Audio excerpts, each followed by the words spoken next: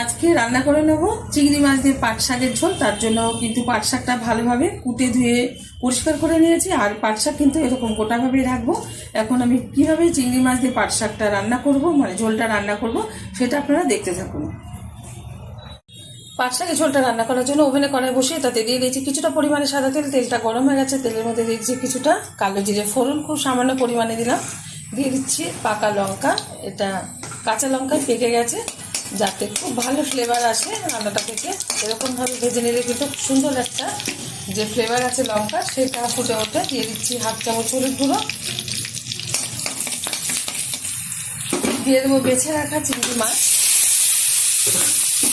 হালকাভাবে ভেজে নেব।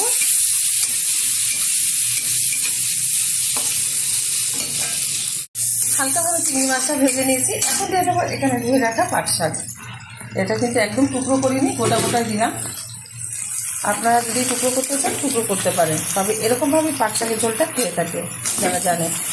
ভালোভাবে মিশিয়ে নিচ্ছি, এখন এই মুহূর্তে দিয়ে দেবো পরিমাণ মতো লবণ, যাতে শাকটা তাড়াতাড়ি মজে যায় আর নাড়তে কষ্ট না হয়। অনেকেই কিন্তু পাট শাক মানে এরকম ঝোল খেতে জানেও না বা পছন্দও করে না, অনেকে বলে লোদ লোদ টাইপের হয়।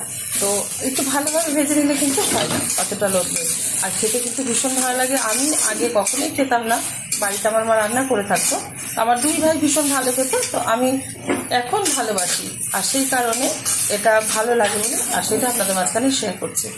ভালোভাবে কিন্তু মিশিয়ে নিয়েছি, আর আমার দুই ভাইয়ের মধ্যে কিন্তু বড় ভাই বেশি পছন্দ করে, মানে বড়দা, এরকম পাট শাকের ঝোল। তো এখন আমার ছেলেও খাওয়া শিখে গেছে, তো আমার বর এটা খায় না, আমরা বাড়িতে দু একজনাই খেয়ে থাকি। দিয়ে দিচ্ছি পরিমাণ মতো জল, ঝোল যতটা রাখা হবে সেই পরিমাণ মতো কিন্তু বুঝে জল ব্যবহার করতে হবে। হাই আছে ঢেকে রান্না করে দেবো 5 মিনিট, ঢেকে দিচ্ছি।